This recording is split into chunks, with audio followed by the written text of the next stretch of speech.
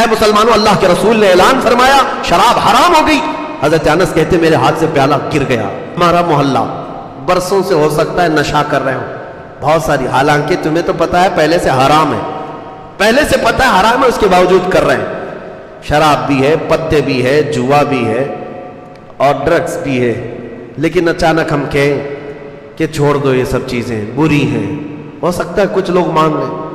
کیا ایسا پاسبل لگتا ہے آپ کو؟ میں ناممکن تو نہیں کہوں گا، ایک لخت ایک ہی آن میں سارے لوگ چھوڑ دیں، نہیں لگتا ہے ایسے۔ برسوں سے کر رہے ہیں، پھر بھی کتنے برس سے کر رہا ہوگا؟ کوئی جوان اگر ابھی آج 20 سال کا ہوگا تو زیادہ سے زیادہ اگر وہ بہت بچپن میں بھی شروع کیا ہوگا تو 10 سال سے کر رہا ہوگا۔ لیکن مدینے کی بات میں بتاؤں، شراب حرام نہیں تھی، حلال سمجھ کر کے پی رہے تھے، اور بچپن سے کیا 50 سالوں سے شراب پینے والے لوگ موجود تھے۔ حضرت انس کہتے ہیں میری عمر 10 سال کی تھی، 12 سال کی تھی، میں شراب سپلائی کیا کرتا تھا۔ کہبہ خانے تھے جو جگہ جگہ جیسے چائے کی دکانیں ہوتی ہیں شراب کی، میں پیالوں میں بھر کر شراب دیتا تھا، لوگوں کو سپلائی کرتا تھا۔ اچانک ایک شام لوگ بیٹھے شراب پی رہے ہیں، پیالے سجے ہوئے ہیں، آواز آئی مدینے کی گلیوں میں، یا ایھا المسلمون قال رسول اللہ صلی اللہ علیہ وسلم حرمت الخمر، اے مسلمانوں اللہ کے رسول نے اعلان فرمایا شراب حرام ہو گئی۔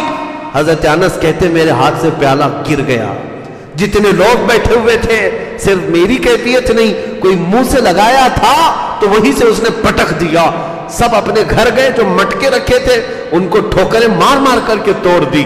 حضرت انس کہتے ہیں ایک دن ہم نے دیکھا تھا مدینے کے سارے گٹر اور نالے شراب سے بہہ رہے تھے، ایک ہی دن۔ کسی بھی صحابی نے یہ نہیں کہا اعلان کرنے والا کوئی منادی ہے آ کر اعلان کر رہا ہے، ہم جا کر پوچھ تو لیں رسول اللہ سے حقیقت میں حلال ہے حرام ہے، ہم ڈیبیٹ کریں گے، نہیں، حضور کی طرف سے اعلان آ گیا، پہلے اس چیز کو دور کرو، پھینک دو۔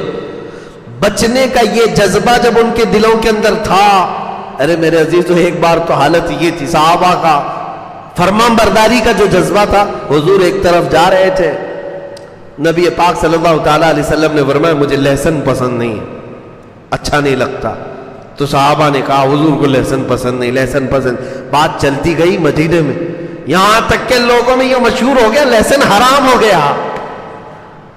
سب آئے حضور صلی اللہ تعالیٰ علیہ وسلم کے حضور، سب کہنے لگے لہسن حرام ہو گیا، لہسن حرام، کہا نہیں، حضور پاک صلی اللہ علیہ وسلم نے فرمایا کہ نہیں، اس کی بو بہت زیادہ ہوتی ہے، اس کی مہک زیادہ ہوتی ہے، اور ہم جب قرآن کی تلاوت کرتے ہیں مسجدوں میں آتے ہیں تو ہمارے منہ اتنے نہ مہکیں کیونکہ اللہ کے فرشتے اپنا منہ ہمارے منہ سے لگا دیتے ہیں، میں یہ تیز بو والی چیز کو پسند نہیں کرتا۔ صحابہ کو بعد میں یہ کلیئرنس دینا پڑا، دوسرے صحابہ نے کلیئر کیا حضور سے سن کر کے کہ حرام نہیں ہے۔ میں یہ کہنا چاہ رہا ہوں حضور صلی اللہ تعالیٰ علیہ وسلم کی ایک ادا بھی دیکھتے، کسی چیز کو چھوڑ دیا، صحابہ تو اس کو پوری طور پر نکال دیتے تھے، ختم کر دیتے۔ عزیزان گرامی اوقات، تب جا کر کے اسلام کا اسٹیبلشمنٹ ہوا ہے مضبوط طاقت کے ساتھ، وہ صرف مسجد نبوی سے چلنے والی حکومت تھی۔ اب حالات یہ تھے کہ جیسے ہی نبی پاک صلی اللہ علیہ وسلم مدینے میں آئے، تیسرا کام، پہلا کام مسجد نبوی کا، دوسرا کام عقد مواخات بھائی چارگی کا، تیسرا کام یہودیوں سے اور مدینے کے رہنے والوں سے ایگریمنٹ کیا۔ تقریباً 52 اس کے اندر وہ تھے ٹرمز تھے، جیسے آپ حضور صلی اللہ علیہ وسلم اور ان کے درمیان 52 بنود تھے جن پر دستخط ہوئی۔ وہ سارے چیزیں آج بھی میثاق مدینہ اس کو کہتے ہیں، حضرت ابوبکر صدیق کے بنائے ہوئے تھے۔ آپ کو پتا ہے یو این اے کے ایک رپورٹ میں اگر آپ کو بتاؤں، یو این اے نے کئی لوگوں کے درمیان ایگریمنٹ بنوائے صلح کے اور زندگی گزارنے کے، فلسطین اور اسرائیل کے بیچ، ساؤتھ سوڈان اور نارتھ سوڈان کے بیچ، اور دنیا کی کئی کنٹریز کے درمیان۔ یہ جو بنائے یو این اے کی طرف سے، ان میں سے سب سے چھوٹی جو ایگریمنٹ ہے اس کے پیجز 4,500 صفحات کے، 4,500 صفحات میں کیا لکھ مارا ہے پتہ نہیں۔ صدیق اکبر رضی اللہ تعالیٰ عنہ نے ایسا میثاق بنایا تھا جو 14 صدیوں تک آج تک یاد کیا جا رہا ہے، جو صرف 1.5 صفحے کے اندر موجود تھا. ایک صفحہ اور دوسرا آدھا صفحہ، اس کے درمیان 52 ایسے ٹرمز تھے، کنڈیشنز تھے جو دونوں کے درمیان تھے. اس میں سے مین چیز یہ تھی، ہم مدینہ طیبہ میں آئے، ہم تمہیں تکلیف نہیں دیں گے، تم ہمیں نہیں دو گے، لڑائیاں ہماری آپس میں نہیں ہوں گی، اور قریش جب بھی حملہ کریں گے، مکہ والے آئیں گے تو ہم ساتھ میں مل کے لڑیں گے. مدینہ کی حفاظت تمہارے لیے بھی ہمارے لیے بھی ہے. تم جس جماعت کے ساتھ اچھائی کرو گے، ہم بھی اس کے ساتھ اچھا کریں گے. ہم جس کے ساتھ معاہدہ کر لیں گے، تم کو بھی کرنا پڑے گا. اس طرح کی ساری چیزیں تھیں. لیکن یہ یہودی غدار یہ سارے ٹرمز توڑ دیے تھے، جس کی وجہ سے ان کے ساتھ جنگیں ہوئی. بنو نذیر، بنو قریظہ، یہ جو 2 قبیلے تھے، ان کو مار کر بھگایا گیا، مدینے سے نکالا گیا. پھر خیبر میں گئے، خیبر کی جنگ کے بعد وہاں سے بھی نکال کر کے ان کو بھیجا گیا. اب دنیا بھر میں ادھر ادھر گھومتے پھرتے ہیں، ذلیل و خوار. اسرائیل کو قبضہ کیے بیٹھے ہوئے ہیں، لیکن یہ ایسے ذلیل و خوار ہے کہ قیامت تک ان پر ذلت طاری رہے گی. اللہ کا غضب ان کے ساتھ رہے گا. یہ بے گھر ہو کر کے دنیا میں رہتے رہیں گے. آج اسرائیل پر گئے ہیں اور قبضہ جما کر کے 70 سال سے بیٹھے ہوئے ہیں. فلسطینیوں کا جینا تنگ کر کے رکھے ہیں یہ یہودی. دیکھنا وہ وقت آئے گا یہاں سے بھی یہ بے گھر ہوں گے اور ان کو وہاں سے بھی نکالا جائے گا. بلکہ حدیث پاک ہے، مسلم شریف کی حدیث ہے، ایک وقت آئے گا، حدیث شریف بتا رہا ہوں میں، جب حضرت امام مہدی، حضرت عیسیٰ علیہ السلام کا دور آئے گا، مسلمان گزر رہا ہوگا تو جو پتھر ہوگا نا، پتھر بھی اللہ اس کو بولنے کی طاقت دے گا. وہ کہے گا یا مسلم ان ورائی یہودیا فاقتلہ، اے مسلمان آجا، میرے پیچھے یہودی چھپا بیٹھا ہے، اسے مار ڈال. پتھر بولیں گے. حضور صلی اللہ علیہ وسلم نے فرمایا میرے عزیز وہ دور کب آئے گا؟ ظاہر سی بات ہے ہماری ان باتوں کو بھی اسرائیلی بڑے سیریس لیتے ہیں، پھر ہمیں ویزا نہیں دیتے ہیں بیت المقدس جانے کے لیے. پچھلی مرتبہ ایسا ہوا کہ تقریباً 6 گھنٹے ایئرپورٹ پہ بٹھایا اور مجھے وہاں سے ریجیکٹ کیا کہ جا نہیں سکتے. تقریریں گڑتی ہیں، چبھتی ہیں، جیسی بھی ہوتی ہوں گی، یہ امانت ہے، ہم سپرد کر کے جائیں گے انشاءاللہ. اور میرے آقا کا فرمان ہے سب سے افضل جہاد ظالموں کے سامنے حق بات اعلان کرنا، اور ہم وہ کرتے رہیں گے انشاءاللہ. میں یہ عرض کر رہا ہوں، حضور اکرم صلی اللہ تعالیٰ علیہ وسلم نے جب حکومت قائم فرمائی، تیسرا میثاق مدینہ ہو گیا، ایگریمنٹ ہو گیا. اب اس کے بعد یہ یہودی ایسے تھے، ایگریمنٹ تو حضور کے ساتھ کر رہے تھے لیکن منافق تھے، اندرونی طور پر سازشیں رچتے. یہاں کی خبریں مکہ والوں کو دیتے تھے خط لکھ کر کے، اور مکہ والوں کو انہوں نے ہی ابھارا تھا. پھر جنگ بدر واقع ہوئی. جنگ بدر میں کفار مکہ 70 کی تعداد میں مارے گئے تھے. ایسی ہزیمت ان کی کبھی نہیں ہوئی تھی. مکہ والے اتنی بڑی تعداد میں کبھی مرے نہیں تھے. حضور صلی اللہ تعالیٰ علیہ وسلم کے ان صحابہ کے ہاتھ مارے گئے تھے جن صحابہ کو انہوں نے مکہ سے نکالا تھا، مکہ سے بے گھر کیا تھا. یہاں تک کہ وہ امیہ جو حضرت بلال کا آقا تھا، اس کو حضرت بلال نے مارا ہے. وقت بدلتا ہے، تلک الایام نداولها بین الناس. اللہ فرماتا ہے یہ دن ہے ہم لوگوں کے درمیان پھیر کر کے لے آتے ہیں. آج کا بادشاہ کل کا فقیر، اور آج کا فقیر کل کا بادشاہ، یہ ناممکنات میں سے نہیں ہے. اس جنگ بدر میں جو مارے گئے تھے وہ صرف 70 کافر ہی نہیں، کفر مارا گیا ہے. ابو جہل مرا ہے، اس میں عتبہ مرا ہے، شیبہ مرا ہے. اس کی آپ کو بتاؤں، جنگ بدر میں بڑے بڑے سردار مارے گئے تھے. اس کا غم ایسا تھا مکہ والوں کو کہ 2 سال روتے تھے، 2 سال تک مرثیے پڑھتے، اشعار پڑھ پڑھ کر کے روتے تھے. اور اسی غم میں ابو لہب مر گیا جو جنگ میں آیا نہیں تھا. کہا کہ یہ بڑی بے عزتی کی بات ہے، محمد اور ان کے پروانوں کو ہم جس طرح یہاں آسانی سے مارتے تھے، ایسی طاقت ان کے پاس آئی کیسے کہ ہمارے 70 مار گرائے. اور پھر 70 مارے ہی نہیں بلکہ 70 کو گرفتار کر کے مدینہ بھی لے گئے، قیدی بھی بنائے. یہ آسان بات نہیں تھی. تو یہ چرچا پورے عرب میں پھیل گیا تھا کہ بدر میں انہوں نے تو ان کے چھکے چھڑا دیے، ختم کر دیا ان کے طاقت کو، ان کے رعونت کو، ان کے رعب و دبدبے کو. اس کے بعد پھر جنگ احد ہوئی، پھر جنگ خندق ہوئی، جنگیں ہونے لگی مکہ والوں کے درمیان، مدینے والوں کے درمیان. 6 سال کنٹینیو چلتی رہی. پھر رسول پاک صلی اللہ علیہ وسلم 1400 صحابہ کے ساتھ عمرہ کے لیے گئے تھے، عمرہ آنے سے انہوں نے روک دیا. اب حکومت قائم ہے. نبی پاک صلی اللہ تعالیٰ علیہ وسلم کے صحابہ کی تعداد دن بدن بڑھتی جا رہی. 6 ہجری میں حضور عمرہ کے لیے گئے لیکن عمرہ کرنے نہیں دیا, اور وہاں سے صلح ہو گئی مکہ والوں کے درمیان اور مدینے والوں کے درمیان, جس کو صلح حدیبیہ کہتے ہیں. اس کے بھی ایگریمنٹ لکھے گئے تھے. ایگریمنٹ اگرچہ بظاہر مکہ والوں کی حمایت میں تھے, مدینے والوں کے نہیں تھے. حضور نے پھر بھی اس پر دستخط فرمائے, اس کو اوکے کیا, جاری فرمایا. لیکن حضور صلی اللہ تعالیٰ علیہ وسلم واپس جب تشریف لائے حدیبیہ سے 6 ہجری کے بعد, 6 ہجری گزر چکی ہے, 6 سال گزرے مدینے میں حضور کے. اب رسول کریم صلی اللہ علیہ وسلم نے بادشاہوں کے پاس خط بھیجنے شروع کیے. 12 صحابہ منتخب کیے. ان 12 صحابہ کو الگ الگ ملکوں میں, ایک ایران کا بادشاہ جو اس وقت کسرا تھا, کسرا کے پاس خط بھیجا. شاہ مقوقس جو مصر کا بادشاہ تھا اس کے پاس بھیجا. روم کا بادشاہ تھا عظیم ہرقل, اس کے پاس بھیجا. نجاشی جو ایتھوپیا کا بادشاہ تھا اس کے پاس بھیجا. بحرین کا جو بادشاہ تھا اس کے پاس خط بھیجا. کئی بادشاہوں نے احترام کیا, کچھ بادشاہوں نے حضور صلی اللہ تعالیٰ علیہ وسلم کے خط کی بے احترامی کی, بے عزتی کی. یہ سلسلہ چلتا رہا. لیکن مکہ والوں کو عجیب بات ہے, میں ایک بات بتاتا ہوں. جب مکہ سے ہجرت کر کے مدینے آئے تھے تو قرآن کی آیتیں نازل ہو رہی تھی. الف لام میم غلبت الروم, یہ 21ویں پارے میں. روم اس وقت کا سپر پاور ہے, اور قرآن میں آ رہا ہے کہ رومیوں کو شکست ہو جائے گی, جبکہ سپر پاور کے لیے کہہ رہا ہے. اور صحابہ کا یقین ایسا تھا, قرآن میں آ گیا ہے, ہونا ہے. یہ بادیہ نشین صحابہ, بغیر چپل کے چلنے والے, پیوند لگے کپڑے, کھجور کی گٹلیاں چوس کر دن گزارنے والے, جب چلتے پھرتے کہتے تھے کہ ہم روم کو شکست دے دیں گے, روم کو مار گرائیں گے, ختم ہو جائیں گے. مکہ والے ٹھٹا مار کر کے ہنستے تھے, کہا مارتے تھے, دیکھو ان کی شکلیں, یہ دیہات کے رہنے والے, اور کس سے پنگا لیں گے, کس سے مقابلہ کریں گے؟ روم سے. لاکھوں کی فوج جن کی ہے, آدھی دنیا پر سلطنت ان کی ہے.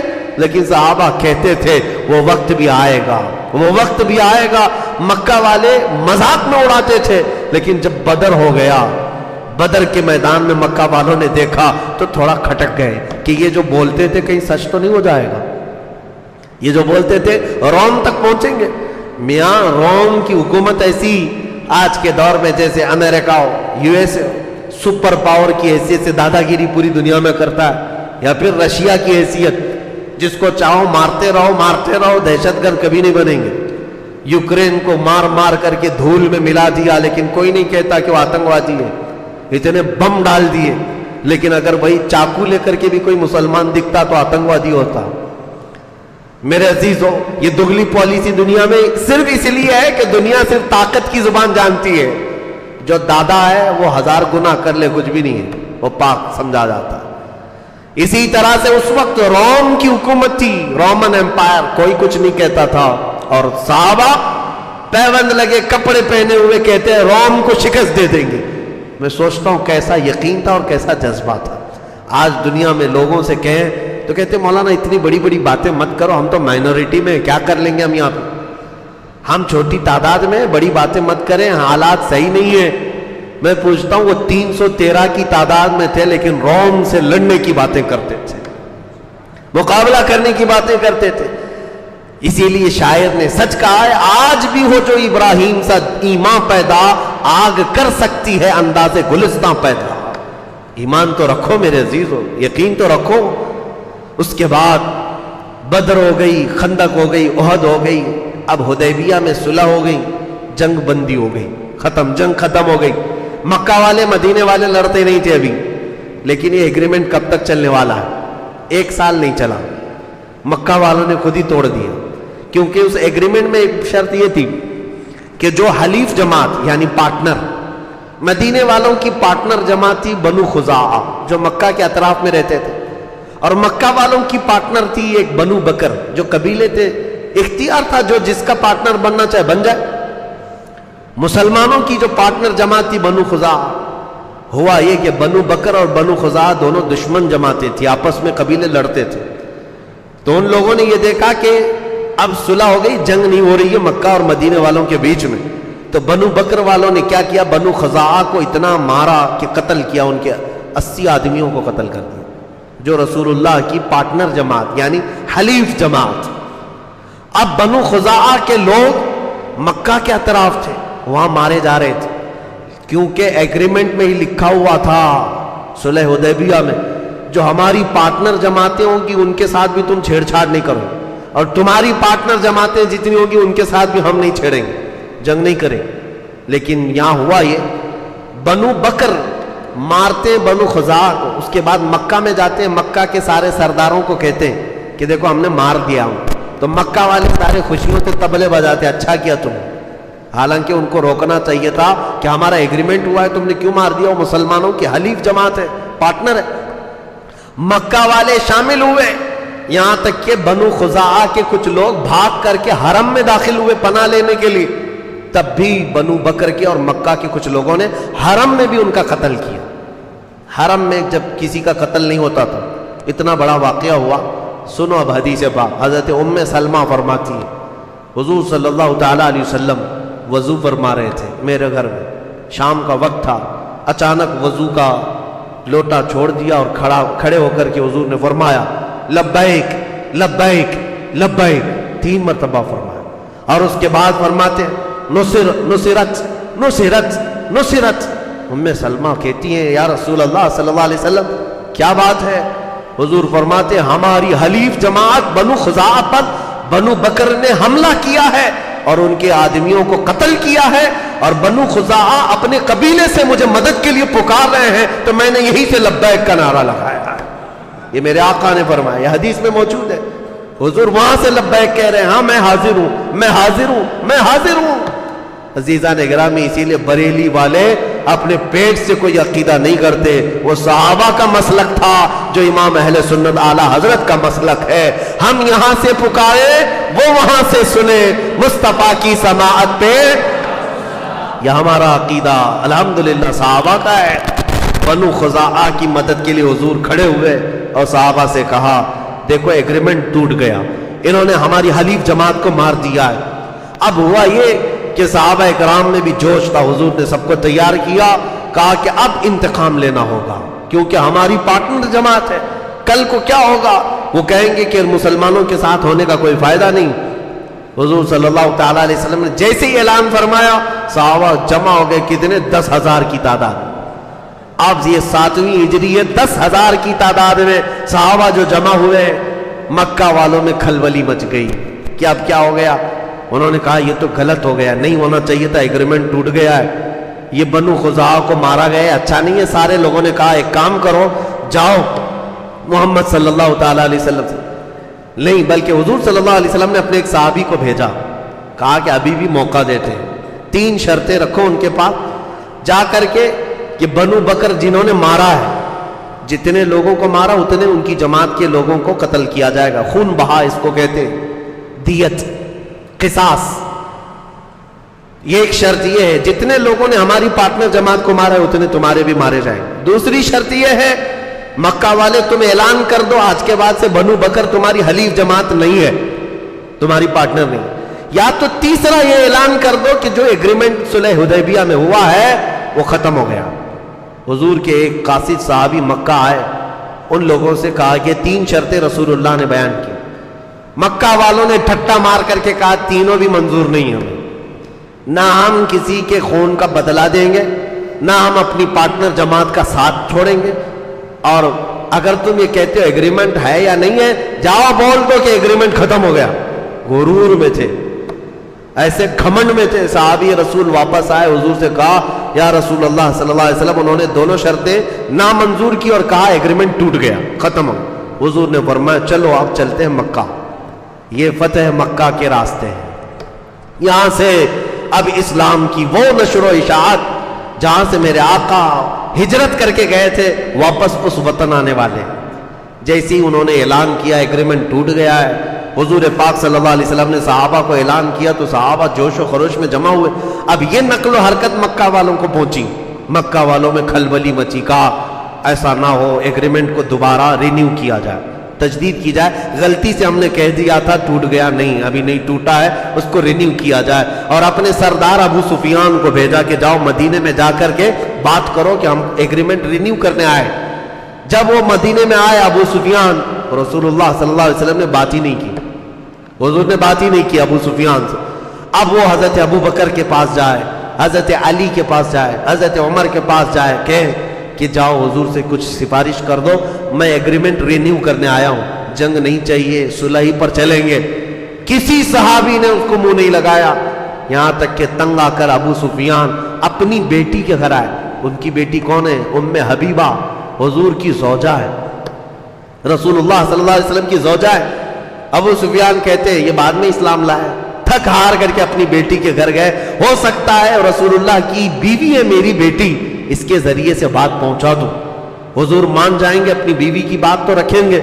تو ابو سفیان گھر گئے ام حبیبہ کے گھر. کمال ہے اس خاتون ام المومنین کی, وہ وفا شعاری میرے مصطفیٰ سے, باپ کافر ہے, مصطفیٰ کریم کی زوجیت میں رہنے والی, ہم کروڑوں مومنوں کی ماں, سلام ان کی تربت پر. گھر میں ابو سفیان جیسے ہی داخل ہوئے, باپ آیا ہے بیٹی کے لیے, کئی برسوں کے بعد آیا ہے. جیسی آئے بستر بچھا ہوا تھا, ام حبیبہ رضی اللہ تعالیٰ عنہ نے دیکھا ابو سفیان آیا ہے گھر کے اندر, فوراً بستر کو کھینچ لیا, لپیٹ کر کے دوسری طرف کیا. ابو سفیان نے کہا بیٹھ جاؤں, کہا بیٹھنا ہے تو بیٹھ سکتے ہو, کہا بستر تو رکھتے, چادر تو رکھتے. ام حبیبہ نے کہا قسم رب ذوالجلال کی, اس بستر پر میں کسی ناپاک کو بیٹھنے نہیں دے سکتی, اس لیے کہ رسول اللہ کا بستر پاک ہے. جس پر میرے آقا بیٹھتے ہیں میں کسی ناپاک کو اس پر بیٹھنے نہیں دے سکتی. یہ کیسا کمال کا ایمان تھا, بیٹی اپنے باپ کو رسول اللہ کے بستر پر آنے نہیں دینا چاہتی. آج لوگ ہم سے یہ پوچھتے ہیں کہ آپ اس طرح کے بھید بھاؤ کرتے ہیں, فلاں سے مت ملو, ان سے نہ ملو. میرے عزیزو, ہماری محبت رسول اللہ کے رشتے سے ہے, ہماری دشمنی بھی رسول اللہ کے رشتوں سے جو انجام ہے اسی سے ہے. اسی کو بات رکھو, یہ ہمارا پیدا کیا ہوا مسلک نہیں ہے. حضرت ام حبیبہ نے اپنے باپ کا بھی خیال نہیں کیا. اگر میرے رسول کا نہیں ہے تو نہ میرے گھر کا ہے نہ میرا باپ ہے. یہ عقیدہ ہماری ماں سے ملا ہوا, ام المومنین سے ملا ہوا. ابو سفیان جو یہ خیال لے کر کے آئے کہ بیوی کی بات رسول اللہ مان لیں گے, یہاں سے سفارش ہوگی. ابو سفیان کہتے ہیں اس عورت کو میں کیا بتاؤں, کیا سفارش کروں جو بیٹھنے کے لیے مجھے بستر بھی رکھنا نہیں چاہتی, چادر بھی نہیں بچھاتی. بہت مایوس ہو کر واپس مکہ لوٹ آئے. ابو سفیان واپس آئے, لیکن صحابہ میں سے کچھ صحابہ نے کہا ایک کام کرو ابو سفیان, تم یہاں کھڑے ہو کر کے ایسے اعلان کر کے چلے جاؤ کہ میں نے پھر سے رینیو کر دیا ہے ایگریمنٹ کو. وہ کھڑے ہو کر کے مسجد نبوی کے پاس زور زور سے اعلان کر کے گئے. تو اس کا کیا اثر ہوگا؟ کسی نے ہاں کہا, لبیک کہا, حضور نے اس پر منظوری دی نہیں. مکہ واپس آ کر کے کہا, مکہ والوں نے پوچھا کیا ہوا کیا ہوا, ایگریمنٹ رینیو ہو گیا؟ کہا نہیں, کسی نے میری سنی تو نہیں, لیکن میں نے زور سے اعلان کر دیا ہے, میں نے زور سے بتا دیا ہے. جیسے بھاشن کوئی پی ایم دے کر کے چلا جائے, کسی کو سمجھ میں آئے نہ آئے, بول تو دیا ہے نا, ہم نے تو کنڈم کیا ہے, مذمت کیا ہے. اسی طرح کا اس زمانے کا وہ تھا, کہا میں نے تو بول دیا. مکہ والوں نے پوچھا کسی نے اس پر لبیک کہا؟ ہاں کہا ہے. کہا نہیں کسی نے نہیں کہا. تو کہا پھر اس رینیویشن کا کیا مطلب ہے, یہ تجدید کہاں ہے یہ؟ اس کے بعد بات ہوئی, مکہ والوں نے کہا اب تیار ہو جاؤ, محمد صلی اللہ علیہ وسلم وہ فوج لے کر کے آئیں گے جس کا مقابلہ ہم میں سے کوئی نہیں کر سکتا. بات حقیقت تھی, 7ویں ہجری تھی اور ذی القعدہ کا مہینہ تھا. رمضان گزار کر کے نبی کریم صلی اللہ تعالیٰ علیہ وسلم صحابہ کو اعلان کرتے ہیں, صحابہ نکل پڑے.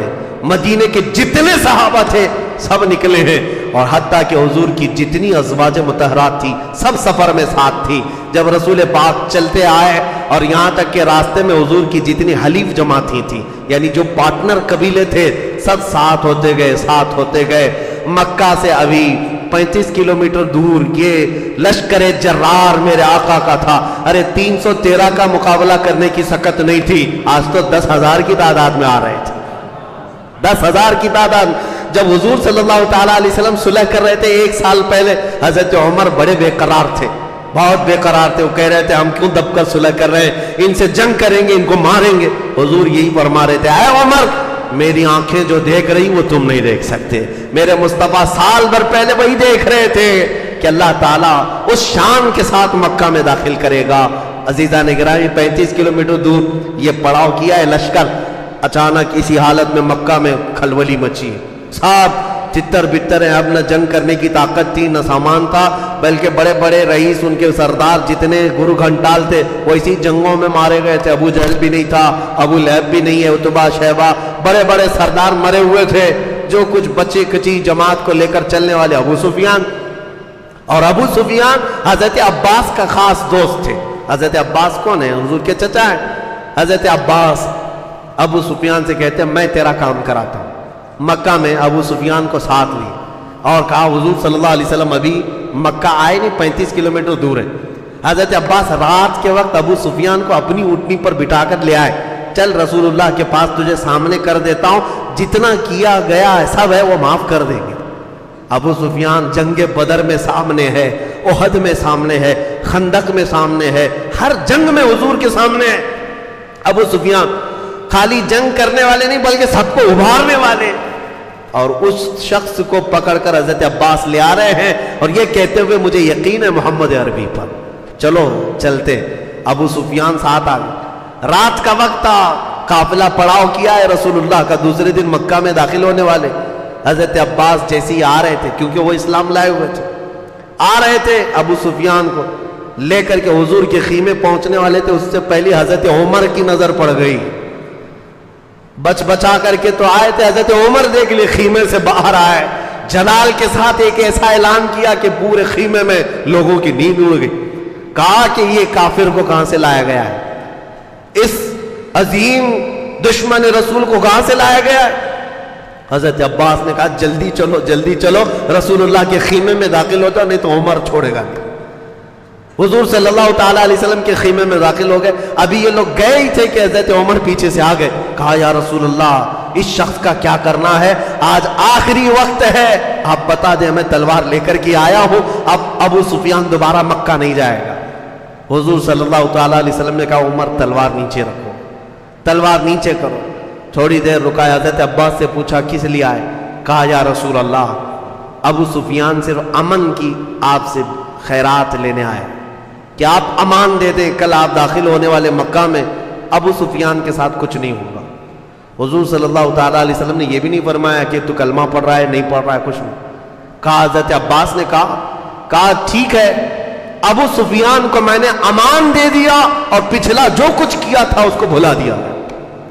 ایک جملے میں میرے مصطفیٰ نے بڑی بڑی جنگوں میں مقابل میں آنے والے کو معاف کر دی.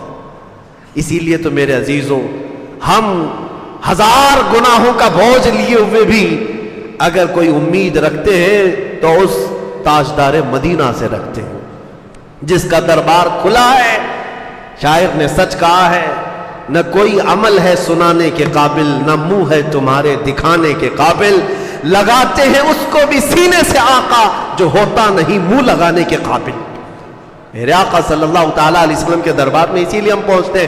بریلی والے امام کی سنو, یوں ہی نہیں پکار کر کہا تھا پھر کے گلی گلی تباہ, ٹھوکریں سب کی کھائی کیوں, دل کو جو عقل دے خدا تیری گلی سے جائے کیوں. حضور پاک صلی اللہ علیہ وسلم نے ابو سفیان کو معاف کیا اور کہا جاؤ کل کے دن دوپہر میں فلاں پہاڑی کے اوپر تم کھڑے رہنا. حضور چاہتے تھے کہ ابو سفیان کو دکھایا جائے لشکر اسلام کیسے مکہ میں داخل ہو رہا ہے. ابو سفیان ایمان لائے ہوئے نہیں, اسلام قبول کیے ہوئے نہیں. دوسرا دن تھا 20 رمضان کی تاریخ, جمعہ کا دن ہے. اللہ اکبر, رمضان المبارک کا مہینہ ہے. صحابہ کرام نے حضور نے کئی جماعتوں میں صحابہ کو تقسیم کیا تھا. سب سے آگے اس 10,000 فوج کی جماعت میں سب سے آگے بندہ جو جھنڈا لے کر چل رہا تھا وہ صحابہ میں بہت بڑے صحابی جلیل نہیں, حضرت ابو بکر, حضرت عمر, حضرت عثمان, حضرت علی نہیں, یہ خلفاء اجلہ صحابہ میں سے جو جلیل القدر نہیں. حضور نے اس فوج کے مقدمے میں سب سے آگے جھنڈا دے کر جس کو رکھا تھا وہ بلال حبشی تھے. حضرت بلال حبشی تھے. हुजूर सल्लल्लाहु ताला अलैहि वसल्लम ने उनको आगे रखा था। मक्का वाले यह मंजर देखें, जिस बिलाल के पैरों में रस्सियां डालकर तुम खींचते थे और गर्म रेत पर लिटाकर इस बिलाल के जिस्म को तुमने गला दिया था, चर्बी निकल जाती थी, उस बिलाल को तुम मारते थे। आज वो बिलाल झंडा उठाए हुए खाने काबा की तरफ रवां दवां है, बढ़ता चला आ रहा है। और ऐसे ये चौक दर चौक फौज दाखिल होने लगी। अल्लाहु अकबर। कुरान पाक में इसका जिक्र आया है। अल्लाह ताला ने कुरान में फरमाया है, हुजूर सल्लल्लाहु ताला अलैहि वसल्लम पर ये आयतें नाज़िल हुई हैं कि लक़द सदक़ल्लाहु रसूलहु रुया बिल हक़ लतदखुलुन्नल मस्जिदल हराम इंशाअल्लाहु आमिनीन मुहल्लिकीन रुऊसकुम व मुक़स्सिरीन ला तख़ाफ़ून। ऐ महबूब, अल्लाह ने आपके ख्वाब को पूरा कर दिया।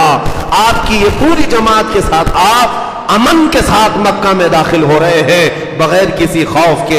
हुजूर सल्लल्लाहु ताला अलैहि वसल्लम जिस जमात में थे सहाबा की, वो सबसे आखिर में थी। हुजूर मुलाहिजा कर रहे थे, सहाबा को जाने दे रहे थे। सहाबा आगे बढ़ते जा रहे हैं, वतन अजीज में आए हैं, छोड़े हुए वतन में आए हैं, जहां जायदादें थी, जहां बीवी बच्चे रहे, जहां बचपना गुजरा, जहां सब छोड़कर सहाबा गए थे। पूरे 7 साल के बाद मक्का वापस आ रहे। सहाबा कोई मिट्टी उठाता मक्का की और अपने सरों पर डाल देते, दीवारों को बोसे लेते, जगह जगह रुक करके घरों को चूम लेते थे। यह हमारा वो वतन अजीज मक्का है। हुजूर सल्लल्लाहु ताला अलैहि वसल्लम दाखिल हुए मक्का मुकर्रमा में, सीधे हरम काबा में तशरीफ लाए। मेरे अजीजों, ये बताना इसलिए जरूरी है कि इस्लाम की तारीख में फतह मक्का वो दिन है, आज तक के काफिर इस फतह मक्का को बर्दाश्त नहीं कर पाते हैं, क्योंकि मेरे आका जैसे ही आए, हुजूर के हाथ में आसा मुबारक था। आप अपने आसा मुबारक के साथ चलते हुए आए। आपके साथ सैयदना अबू बकर सिद्दीक थे, हजरत अली करमल्लाहु वजहुल करीम थे। दोनों सहाबा को हुजूर पकड़े हुए सबसे पहले हरम काबा में आए, खाने काबा के पास आए। एक वाकया मैं बता दूं, हिजरत से पहले खाने काबा की चाबी उस्मान बिन शैबा, एक शख्स थे, हजरत उस्मान गनी नहीं है, दूसरे उस्मान है, उनके पास रहती थी। हुजूर ने एक दिन उनसे कहा, उस्मान बिन शैबा, चाबी दे दो, मुझे अंदर जाना है। कहा, तुम जैसे दीन छोड़े हुए आदमी को मैं चाबी नहीं दूंगा, तुम खाने काबा में नहीं जा सकते। हुजूर को उन्होंने मना कर दिया था, चाबी देने से मना किया, खाने काबा का दरवाजा खोलने से मना किया। हुजूर ने उनसे कहा, ऐ इब्ने शैबा, इंतजार कर, एक वक्त आएगा ये चाबी मेरे हाथ में होगी और मैं जिसे चाहूंगा चाबी दूंगा। उस्मान बिन शैबा कहते हैं, आज ये इतना मारे जाते हैं, 40 लोग नहीं हैं। और उसके बाद जब ये हिजरत करके गए थे तो उस्मान बिन शैबा कहते हैं, मुझे तो लगा था उन्होंने ऐसी हवा में बात कर दी होगी, लेकिन जब फतेह मक्का के दिन वापस आए तो फिर एहसास हो गया, मोहम्मद अरबी की जुबान से निकली हुई बात टल नहीं सकती है, जो कहते हैं वो होकर रहता है। अब 10,000 सहाबा के बीच में हुजूर खाने काबा के सामने गए और पुकार कर कहा, उस्मान बिन शैबा कहाँ है? चाबी लेकर के हाजिर हुए, ईमान लाए हुए नहीं है, काफिरों की जमात में है। चाबी थी, कहा चाबी लाओ। मुकाबला करने की जो ताकत नहीं, सकत नहीं, चाबी लाकर हुजूर के हाथ में दे दिया। हुजूर ने अपने हाथों से खाने काबा को खोला। यह सबसे पहला दरवाजा खुला है, इस्लाम की फतह की आगाज यहां से है। तारीख इस्लाम के सुनहरे बाब यहां से खुल रहे हैं। मक्का का दरवाजा क्या खुला, पूरी दुनिया के दरवाजे खुल गए।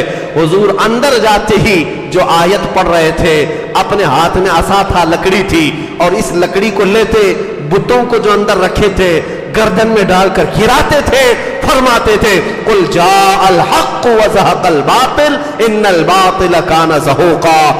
हक आ गया, बातिल मिट गया, और बातिल को मिटना ही है। मैं हमेशा दुआ करता हूं, मौला हुजूर की इस सुन्नत पर भी अमल करने का मौका आता हो। हक आ जाए, बातिल मिट जाए। हुजूर सल्लल्लाहु ताला अलैहि वसल्लम ने 360 बुतों को गिराया, जो वहां पर अंदर तस्वीरें थी उनको पहुंचकर साफ कर दिया। जब पूरा खाने काबा इन आलाइशों से पाक हुआ, बाहर तशरीफ लाए और बिलाल से कहा, बिलाल जाओ खाने की छत पर, खाने काबा की छत पर आज अजान दे दो। यहाँ पहली अजान होने वाली है, मक्का में पहली अजान है हरम काबा से। हजरत बिलाल हबशी जोश मोहब्बत में चढ़ते चले गए, रस्सी डाली, खाने काबा की छत काफी ऊंची थी, चढ़ गए। بعض बुजुर्गों ने फरमाया हजरत बिलाल को ये ख्याल ही नहीं था, खाने काबा की छत पर तो बड़े मोहब्बत में चढ़ गए, क्योंकि वो जब मस्जिद नबवी से अजान देते थे तो खाने काबा की तरफ मुंह करके देते थे। हर मुअज्जिन आज भी कहां मुंह करके अजान देता है? किबले की तरफ मुंह करके देता है। हजरत बिलाल छत पर चढ़ गए, फिर सोचने लगे अब मुंह किस तरफ करूं, काबा तो नीचे आ गया है, मैं तो छत पर हूं, किधर मुंह करके अजान दूं? हुजूर की तरफ देखने लगे, मेरे आका ने फरमाया बिलाल मेरी तरफ देख करके अजान दो। इसी को बरेली का इमाम कहता है, हाजियों आओ शहंशाह का रोजा देखो, काबा तो देख चुके, काबे का काबा देखो। और काबा क्या कहता है? बरेली के इमाम कहते हैं, गौर से सुन तो रजा, काबे से आती है सदा, मेरी आंखों से मेरे प्यारे का रोजा देखो। अजीजान गिरामी वकार, ये पहली अजान है, बिलाल हबशी ने अजान दी। मक्का में जितने लोग थे सब पकड़ करके लाए हुए थे, जो बड़े दिनों से जंग लड़ते थे, बदर में गए हुए, उहद में गए हुए, खंदक में गए हुए, खैबर में आए हुए कई लोग थे वहां पर, सबको पकड़ करके लाया गया था और सब मुजरिम थे, कैदी थे आज के। और सहाबा नारा क्या लगा रहे थे? अल यौम यौमुल मलहमा, आज तो गोश्त छितड़े उड़ाने का दिन है, ये जितने मारे थे सबका बदला लिया जाएगा। हुजूर सल्लल्लाहु अलैहि वसल्लम एक ऊंचे टीले पर चढ़ जाते हैं और उसके बाद मक्का वालों से मुखातिब होकर के फरमाते हैं, ऐ मक्का वालों, आज तुम सब के सब यहाँ पर आजिज और मजबूर होकर के आए हो, बताओ तुम मेरे बारे में क्या ख्याल करते हो, मेरे बारे में क्या गुमान करते हो? मक्का वालों ने एक ही जुबान से कहा, अंत करीमुन इब्नु करीमिन व अखुन करीमिन, आप करीम हैं, शरीफ हैं, आपके बाप भी करीम थे, आप करीमों के भाई हैं, आपसे सखावत के अलावा हम कोई उम्मीद नहीं रखते। हुजूर ने सहाबा से कहा, जो नारा लगा रहे हो अल यौम यौमुल मलहमा, बंद करो, आज छितड़े उड़ाने का दिन नहीं है, अल यौम यौमुर रहमा, आज रहम करने का दिन है। इला तदरीब अलैकुमुल यौम इज़हबू अंतुमुत तुलका, मेरे आका ने फरमाया, जाओ मक्का वालों, आज तुमसे कोई पूछताछ नहीं होगी, तुम सब के सब आज माफ कर दिए गए। ये पहला ऐलान था। अबू सुफियान दौड़े हुए आए, वो हिंदा आई जिन्होंने अमीर हमजा का कलेजा चबाया था, ओहद के मैदान में कलेजा चबाया था सीना चाक करके, वो सब आए हुजूर सल्लल्लाहु ताला अलैहि वसल्लम के दरबार गोहरबार में। आते ही अर्ज किया, अशहदु अल्ला इलाहा इल्लल्लाह व अशहदु अन्न मुहम्मद रसूलुल्लाह। मेरे आका सल्लल्लाहु अलैहि वसल्लम के अखलाक करीमा ने ऐसे सख्त दिलों को मोम कर दिया था, जो किसी के सामने झुकते नहीं थे, वो आस्ताने नबवी में आज झुक गए, सब झुक गए। यहां तक कि सफवान एक शख्स है, बहुत सख्त दुश्मनी, जिसके बाप का कत्ल हो गया था बदर में, वो हजरत उमैर बिन वहब, एक सहाबी हजरत उमैर बिन वहब, जिनके बेटे को हुजूर के पास कैदी बनाया गया था और वो कत्ल करने के लिए मदीने आए थे हुजूर का, तलवार को जहर में बुझाकर। ये सफवान और उमैर दोनों बहुत करीबी साथी थे, काबे के हतीम में बैठ करके दोनों ने मशवरा किया था और हुजूर का कत्ल करने के लिए उमैर बिन वहब आए थे। मदीने में आया, हुजूर ने पूछा क्यों आए हो? कहा बेटा मेरा कैदी आपके पास खैर खैरियत लेने आया। हुजूर ने फरमाया सच बताओ, वो बात बताओ जो हतीम काबा में बैठकर करके आए हो। वो गैबदान नबी ने इतना कहा था, उमैर बिन वहब के हाथ से तलवार छूट गई, कलमा पढ़ लिया, ईमान लाया और वापस आए तो दोस्त अभी ईमान लाया हुआ नहीं था सफवान, वो छोड़ दिया। उमैर बिन वहब को डांटने लगा, तुझको तो कत्ल करने भेजा था, तू खुद मुसलमान हो गया। अब सफवान को बहुत समझाते थे लेकिन समझता नहीं। जिस दिन फतेह मक्का हुआ, उसने कहा कि मैं यहाँ इनके सामने कैदी और मजबूर बन करके रहने से खुदकुशी करना पसंद करता हूँ। घोड़ा लेकर दौड़ पड़ा, कहा कि मैं समंदरों में जाकर के छलांग लगाऊंगा और डूब के मर जाऊंगा, लेकिन मोहम्मद के हाथ में नहीं होगा। इतना कठोर दिल। उमैर बिन वहब आए, कहा कि ये खुदकुशी करने जा रहा है, सुसाइड करने जा रहा है। दौड़ते हुए आए, कहा देख मोहम्मद सल्लल्लाहु अलैहि वसल्लम ने अबू सुफियान को माफ किया, हिंदा को माफ किया, सबको, तू कौन सा बड़ा है, आजा। कहा नहीं मैं नहीं आ सकता। थोड़ी देर के बाद पूछने लगा, क्या वो मुझ जैसे को माफ करेंगे? मैंने तो उनके कत्ल का मंसूबा बनाया, बद्र में उनके सामने, उहद में उनके सामने, खंदक में उनके सामने, मुझे माफ करेंगे? उमैर ने कहा माफ करेंगे, मेरी बात तो सुन। कहता नहीं मुझे यकीन नहीं। हजरत उमैर आए, कहा रसूलुल्लाह सल्लल्लाहु अलैहि वसल्लम से, आज फतेह मक्का आपने फरमाया यौमुर रहमा है, रहमत का दिन है। मेरा करीबी दोस्त था सफवान, اگرچہ وہ آپ کی دشمنی میں کئی سال بتایا، ایک رحم کی بھیک چاہتا ہوں، اسے معاف کرنے کا آپ پروانہ دے دیں۔ حضور نے فرمایا جاؤ اس سے کہہ دو میں نے معاف کیا۔ بس ایک ہی جملہ ہے، ایک ہی جملہ ہے۔ اعلیٰ حضرت نے فرمایا کون دیتا ہے دینے کو منہ چاہے، دینے والا ہے سچا، ہاتھ اٹھتے ہی منگتا کا ہاتھ اٹھتے ہی داتا کی دین تھی، دوری قبول و عرض میں بس ہاتھ بھر کی ہے، لب واہ ہیں آنکھیں ہیں بند پھیلی ہیں جھولیاں، کتنے مزے کی بھیک تیرے پاک در کی ہے۔ یا رسول اللہ، عمیر بن وہب نے کہا یا رسول اللہ وہ مانے گا نہیں میری بات، کہہ دوں گا آپ نے معاف کیا، مانے گا نہیں۔ کہا کیا چاہتے ہو؟ کہا بس آپ کا امامہ چاہتا ہوں، آپ امامہ دے دیں اپنا، نشانی دکھا دوں گا۔ امامہ کسی کو دیا نہیں جاتا۔ حضور نے ایک کافر جو کٹر دشمن تھا اس کو بچانے کے لیے عمیر بن وہب ریکویسٹ کر رہے ہیں، فوراً اپنا امامہ شریف اتار دیا، کہا لے جاؤ۔ عمیر بن وہب امامہ شریف کو لے کر کے آئے۔ صفوان جو گھوڑے پر بیٹھ کر سمندر میں چھلانگ لگانا چاہا تھا، کہا سن لے میری بات، میں نہیں کہتا تھا کہ وہ معاف کریں گے، میں نے جا کر تیرے بارے میں کہا انہوں نے معاف کر دیا۔ کہا کیا بات ہے، کیا ثبوت ہے تمہارے پاس؟ نکال کر کے دکھایا وہ امامہ مبارکہ رسول اللہ کا جو آپ کے سر پر سجا ہوا تھا۔ صفوان سے کہا کہ یہ دیکھ انہوں نے نشانی کے لیے امامہ بھیجا۔ صفوان کا دل موم ہو گیا، کہا میں نے ایسا انسان ہی نہیں دیکھا دنیا میں نے ایسا انسان ہی نہیں دیکھا۔ امامہ مبارکہ کی خوشبو کیا گئی اس کے سینے میں، دوڑتا بھاگتا ہوا واپس آیا، جو سوسائیڈ کرنے کے لیے گیا تھا واپس دوڑتا ہوا آیا، حضور کے قدموں میں گر گیا۔ اور اس کے بعد بعض روایتوں میں کہا گیا ہے وہ کہتا تھا کہ آپ کے بعد میں تو جان بچانے کے لیے گیا تھا، اب اگر یہ مار بھی دے تو مجھے پرواہ نہیں، اس لیے کہ میرا دل ان کے قدموں میں گر گیا ہے، اب قتل بھی ہو جاؤں ان کے ہاتھ سے تو کوئی پرواہ نہیں، خوشی سے مر جاؤں۔ عزیزان گرامی وقار، اسلام کی اسٹیبلشمنٹ میں میرے آقا کے حکیمانہ افعال کو اگر میں ذکر کروں راتیں گزر جائیں، اتنا آسان نہیں تھا۔ فتح مکہ کے بعد کیا رسول کریم صلی اللہ تعالی علیہ وسلم اس دن عمرہ فرماتے، عمرہ کے بعد فوراً آپ مدینہ طیبہ کے لیے رخصت ہو رہے تھے تو یہ اعلان فرمایا تھا، اے مکہ میں تجھ سے بے حد محبت کرتا ہوں، کاش مکہ والوں نے مجھے نہ نکالا ہوتا تو میں زندگی بھر کبھی مکہ چھوڑ کر نہ جاتا۔ مکہ سے حضور صلی اللہ تعالی علیہ وسلم رخصت ہوئے، واپس مدینے آئے، یہ 7 ہجری کی بات تھی۔ اس کے بعد کچھ بڑی جنگیں ہوئی ہیں، دوسرے لوگوں سے جنگ حنین ہوئی ہے، جنگ تبوک ہوئی ہے، اور اس کے بعد 10ویں ہجری تھی۔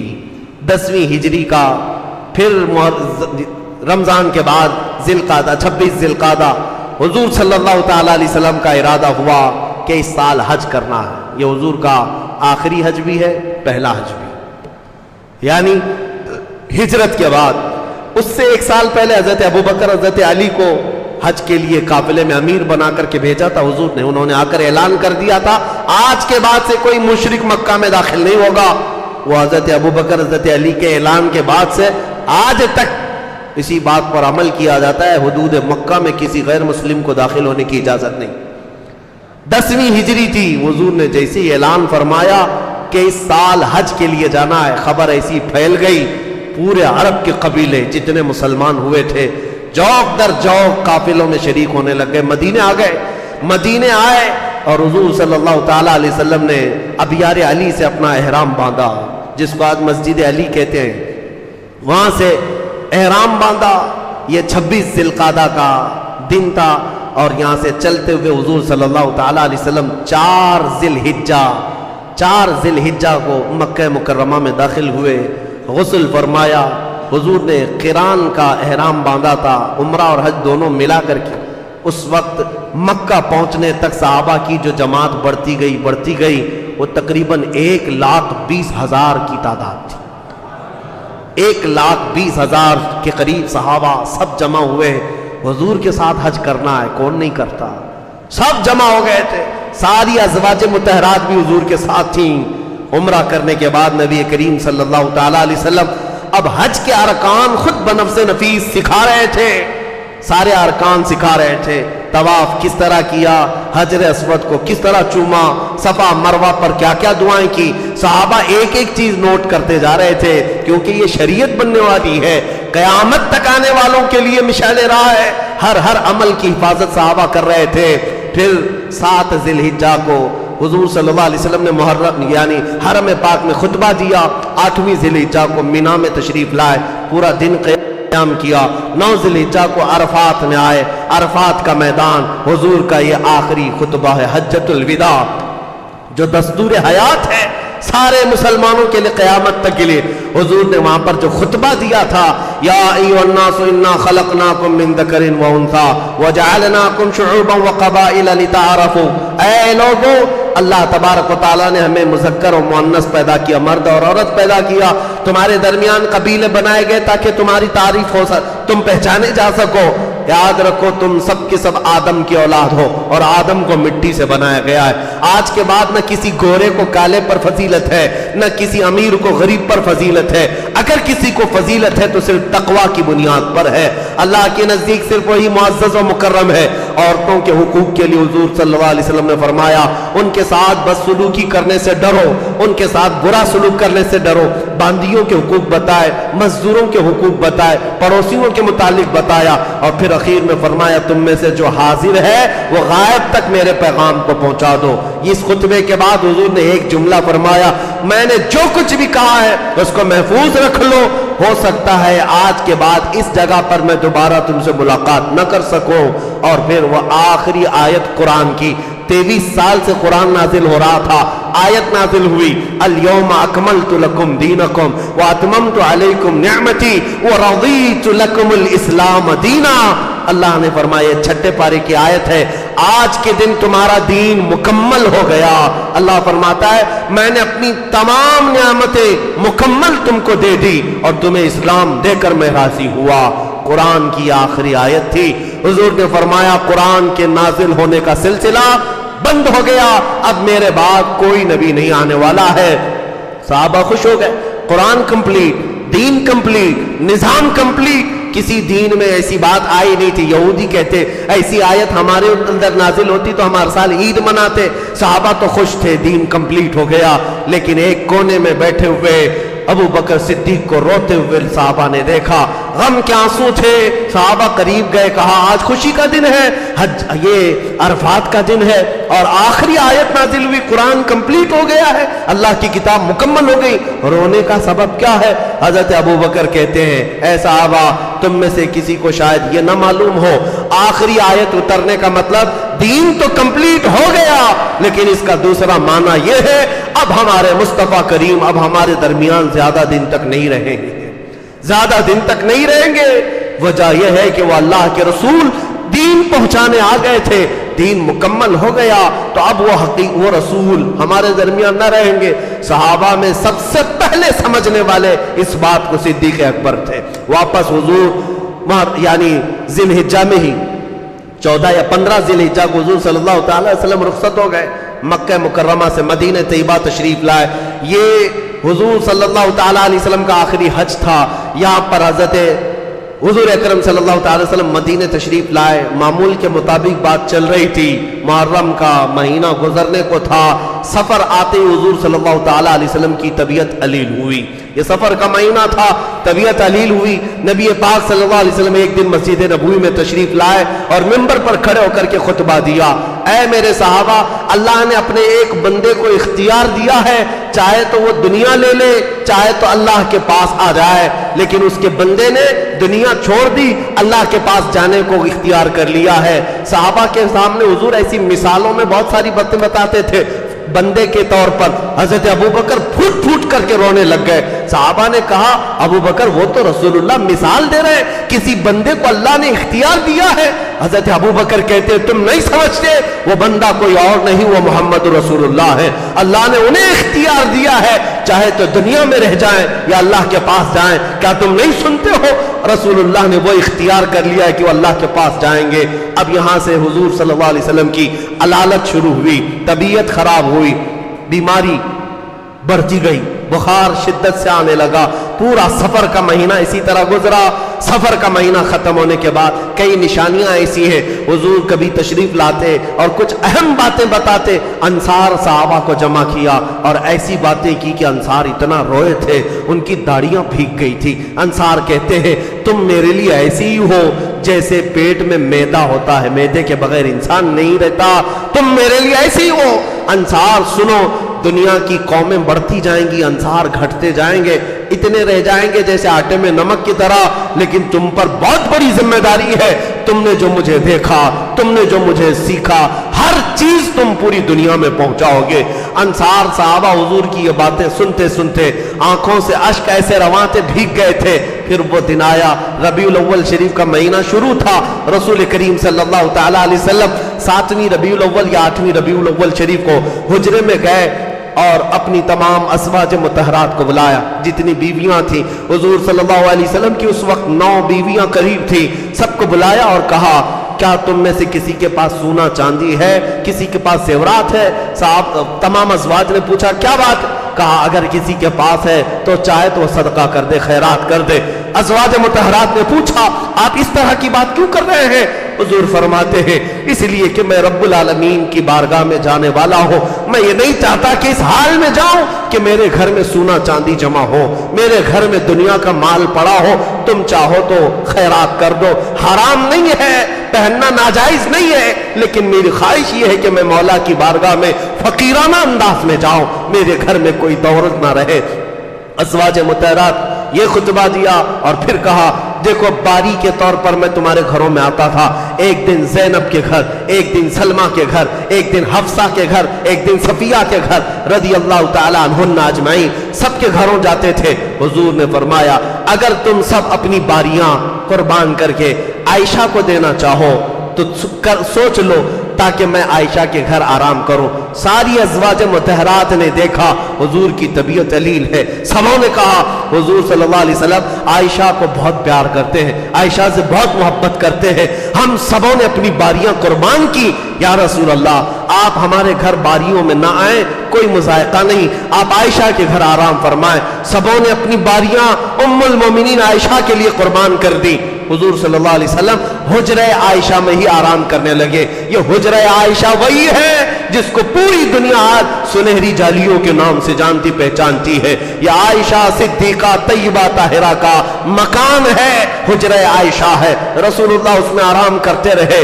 2 दिन ऐसे गुजरे हुजूर मस्जिद नबवी में नहीं आए, सहाबा को नमाज पढ़ाने नहीं आए। हुजूर सल्लल्लाहु तआला अलैहि वसल्लम हज़रत अबू बकर सिद्दीक को इमामत के लिए आगे कर दिए, तुम नमाज पढ़ाओ। हजरत अबू बकर नमाज पढ़ाते थे। सिद्दीक अकबर ने 17 नमाजें पढ़ाई। मैं रिवायतें पढ़ता हूँ, गम से निढाल हो जाता हूँ। 14 सदियों के बाद आज जब कभी बुखारी उठाओ, मुस्लिम उठाओ, यह हदीस बयान करने वाले सहाबी कहते हैं एक दिन मगरिब की अजान हुई, बिलाल हबशी ने अजान दी और उसके बाद इकामत हो गई। अबू बकर सिद्दीक पढ़ने लगे, हर जमात कायम होती। साहबा कहते हम टकटकी बांध कर हुजूर के कमरे की तरफ देखते थे। हुजरे का दरवाजा खुलेगा, दरवाजे से पर्दा हटेगा, आफताब रिसालत बाहर आएंगे। हमारी भीगी आंखों को एक तमन्ना लेकर के देखते थे, करार आ जाएगा, चैन आ जाएगा, लेकिन हुजूर ना आए। 2 दिन ना आए। मगरिब की अजान, जमात खड़ी हो गई। अबू बकर सिद्दीक इमामत के लिए आगे बढ़े थे। अचानक कहते हैं पर्दा हटा, हुजरे का पर्दा हटा, सहाबा नमाज में है, हाथ बांधे हुए हैं। जैसे ही पर्दा हटा सबके चेहरे फिर गए, किबला इस तरफ है, हुजूर का हुजरा इस तरफ है। सब सहाबा फिर गए नमाज के हालत में। सहाबा कहते हैं अनकरीब हम फितने में मुब्तला हो जाते, आजमाइश में मुब्तला होते। सब देखने लग गए और सबके सब आवाज करने लग गए, बुलंद हो गई आवाजें। अबू बकर सिद्दीक मुसल्ले से पीछे हटने लगे। लेकिन एक रिवायत भी मुझे बता दो, किसी ने कहा है कि इनका चेहरा फिर गया तो इनकी नमाजें खराब हो गई, इनकी नमाजें टूट गई। हमारा चेहरा किबले से फिर गया, नमाज टूट जाएगी। सहाबा हैं किबले से चेहरा फेर करके हुजूर के चेहरे की तरफ टकटकी बांधकर देखते रहे, नमाज किसी की टूटी नहीं। इसी को हम कहते हैं काबा तो देख चुके, काबे का काबा देखो। सहाबा काबे का काबा देख रहे थे। हुजूर सल्लल्लाहु तआला अलैहि वसल्लम उस दिन आ तो रहे थे, लेकिन कैफियत ऐसी थी। 2 सहाबा करीब गए, اور کندھوں پر حضور نے ان کے ہاتھ رکھا. حضور کے پیر زمین پر لگ نہیں رہے تھے اور زمین پر پیر گھسٹتے ہوئے آ رہے تھے. نبی کریم صلی اللہ علیہ وسلم اسی حالت میں مسجد میں آئے. کہا مجھ سے برداشت نہیں ہوتا کہ میں اپنی جماعت صحابہ کو نماز پڑھتے ہوئے نہ دیکھوں بلکہ دیکھتا رہوں. بار بار مجھے یہ خواہش ہے کہ میں نماز کی جماعت دیکھتا رہوں, نماز کی جماعت دیکھتا رہوں. اس بیماری کی شدت میں وہ رسول صحابہ کی جماعت کی نماز دیکھنے کے لیے آ گئے. ہے مسلمانوں, بستروں پر سونے والوں, نمازوں کو ویران کرنے والوں, مسجدوں کو اس طرح ویران کر رکھنے والوں, کبھی اس رسول محترم کا خیال کیا؟ میرے آقا کو اگر سب سے زیادہ طلب تھی وہ بیماری کی شدت میں بھی اٹھ کر کے آتے تھے جماعت کی نماز دیکھنے کے لیے. کاش ہماری صفیں بھر جاتی, رسول اللہ کا چمکتا دمکتا چہرہ ہماری مسجدوں کی طرف بھی ہوتا, حضور کی عنایتیں ہماری طرف ہوتی. یہ آخری نماز تھی حضور کی, یہ آخری نماز تھی مغرب کی. اس کے بعد حضور جو حجرے میں گئے واپس تشریف نہ لائے. 13 ربیع الاول کا دن تھا. ماں عائشہ صدیقہ فرماتی ہے حضور صلی اللہ علیہ وسلم کی بخار کی شدت اتنی زیادہ تھی, اتنی زیادہ کہ پانی آپ کے اوپر چھڑکا جاتا سوکھ جاتا تھا, بدن اس طرح گرم تھا. نبیوں کو جو بخار آتا تھا بہت شدت کا, اور وہ بھی سید الانبیاء کو. اسی اثنا میں حضرت عائشہ کہتی ہیں گھر پر کسی کو آنے کی اجازت نہیں تھی. اچانک دروازہ کھلا اور دروازے سے ایک خاتون آئی. یہ وہ خاتون تھی جب وہ آتی تھی رسول اللہ بستر چھوڑ کر کھڑے ہو جاتے, کوئی اور نہیں, وہ مخدومہ کائنات سیدہ فاطمہ الزہرا تھی. آخری وقت حضور کے حجرے میں آئی, دیکھتے ہی حضور کی اس بیماری کو رو پڑتی ہے, لپٹ گئی. حضور صلی اللہ تعالیٰ علیہ وسلم نے ان کو قریب کیا, کان میں کچھ کہا تو پھوٹ پھوٹ کر رونے لگی. ان کا رونا حضور کو دیکھا نہ گیا. پھر قریب کیا, فاطمہ سنو ایک اور بات کہتا ہوں. کان میں کچھ اور کہا, وہ ہنسنے لگ گئی, مسکرانے لگی. حضرت عائشہ کہتی میں حجرے میں تھی, مجھے بھی پتہ نہیں کیا کہا, انہوں نے کیا سنا. بعد میں نے فاطمہ سے پوچھا تھا, فاطمہ تم پہلی بار آئی تھی, حضور نے کچھ کہا تو تم رو رہی تھی, پھر کچھ کہا تو ہنس رہی تھی, کیا بات ہے؟ حضرت فاطمہ کہتی ہے پہلی بار میرے بابا نے کہا میں دنیا چھوڑ جا رہا ہوں فاطمہ, میں رخصت ہو رہا ہوں. میں نے اتنا سنا تھا برداشت نہ ہوا. اس عظیم بیٹی کو کیسے برداشت ہوگا جس نے 4 سال کے چھوٹے عمر میں حضور صلی اللہ تعالیٰ علیہ وسلم کے ساتھ ہونے والی مصائب کو دیکھا تھا. بتائے حرم کعبہ میں جب حضور سجدے کے لیے جاتے, اونٹ کی گندی اوجڑیاں مکہ کے کفار حضور کی پیٹھ پر لا کر پھینک دیتے.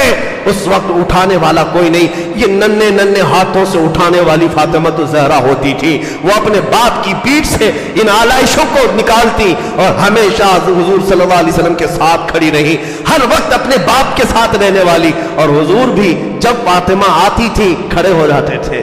حضور صلی اللہ علیہ وسلم اٹھ جایا کرتے اپنی بیٹی کے لیے. وہ فاطمہ کو جب یہ کہہ دیا جائے کہ آج میں جا رہا ہوں, کیا بیت رہی ہوگی. حضور نے کہا رو مت, قریب آؤ. دوسری مرتبہ حضور نے ان کے کان میں کیا کہا, حضرت عائشہ سے وہ کہتی ہے بابا نے میرے یہ کہا تھا فاطمہ غم نہ کر, میرے جانے کے بعد میرے خاندان میں سب سے پہلے جو میرے پاس آئے گا فاطمہ وہ تم ہوگی. یہ حضور کی بشارت تھی. یہی تو بات ہے کہ حضور کے انتقال کے 6 مہینے کے بعد ہی حضرت فاطمہ کا انتقال ہو گیا, صرف 6 مہینے. اور ان 6 مہینوں میں حضرت فاطمہ کو کسی نے مسکراتے بھی نہیں دیکھا, ہنستے بھی نہیں دیکھا. رسول کریم صلی اللہ تعالیٰ علیہ وسلم کی آخری لمحات ہے, کلیجہ آج بھی منہ کو آ جاتا ہے بیان کرنے کے لیے. وہ 14 صدیوں پہلے کے حالات تھے. نبی کریم صلی اللہ تعالیٰ علیہ وسلم ماں عائشہ صدیقہ کے سینے پر ٹیک لگائے ہوئے حرام کر رہے تھے. حضرت عائشہ کہتی ہیں آخری غذا جو حضور کے منہ میں گئی ہے وہ میں نے مسواک چبا کر کے حضور کو دیا تھا. حضور نے میرا چبایا ہوا مسواک اپنے منہ میں رکھ لیا. حضرت عائشہ کہتی ہے میرا لعاب تھا وہ حضور کے منہ مبارک میں آخری مرتبہ گیا. نبی کریم صلی اللہ تعالیٰ علیہ وسلم بار بار ایک جملہ کہہ رہے تھے, نزع کی شدت بہت زیادہ ہے, سکرات کا وقت بہت بھاری ہے, بہت بھاری. اور اسی اثنا میں ملک الموت داخل ہوئے. حضرت عائشہ سے حضور نے کہا عائشہ حجرے کے دروازے پر موت کا فرشتہ آیا, ملک الموت, وہ اجازت لے رہا ہے اندر آنے کی, اور آج اس نے مجھ سے اجازت لی ہے, اس کے بعد اب وہ کسی سے اجازت لے کر نہیں آئے گا. اس کو اجازت دے دی رسول اللہ نے. हुजूर सल्लल्लाहु ताला अलैहि वसल्लम ने इजाजत देने के बाद जो पहला उससे सवाल किया, कहा मलकुल मौत, इजराइल तुम मेरी रूह कब्ज करके रब्बुल आलमीन की बारगाह में ले जाने की इजाजत लेने आए, उससे पहले ये बताओ ये नज़ा और ये सकरात के दर्द की जो शिद्दत है क्या मेरी उम्मत पर भी आई? जो न भूला हम गरीबों को रजा, याद उसकी अपनी आदत कीजिए। वो ये वक्त ऐसा होता है जब बाप बेटे को नहीं पहचानता, अपना नाम लोग भूल जाते हैं मौत के करीब, कोई नहीं पहचानता किसी को, लेकिन कुर्बान जाओ मेरे मुस्तफ़ा को। उस वक्त पूछते हैं मेरी उम्मत, मेरी उम्मत। और उम्मत का हाल ये है कि भूली बैठी हुई। इस उम्मत के सामने हजारों गालियां दे दी उस रसूल को। उम्मत के खड़े होने का वक्त कब आएगा? उम्मत कब बेदार होगी? जिस रसूल ने हमें आखिरी लम्हात में भी नहीं फरामोश किया, आज उम्मत मजे ले रही है, माल के मजे, दौलत के मजे, हुस्न जमाल के मजे, हुकूमत की लालच। ये कौम अपने रसूल को कब से भूली बैठी है। अरब के जालिमों, तुम्हें अल्लाह ताला ने आज दौलत से बेपर बहुत ज्यादा सरफराज किया है, तो ये ना भूलो सब कुछ मिला है रसूल के सदक़े में मिला है। आज कुत्ते भौंक रहे हैं उस रसूल की शान में, दर्द होता है, कलेजा फटता है। मैं दुआ यही करता था रब्बुल आलमीन की बारगाह, मौला काश हमारे कान बहरे हो जाते,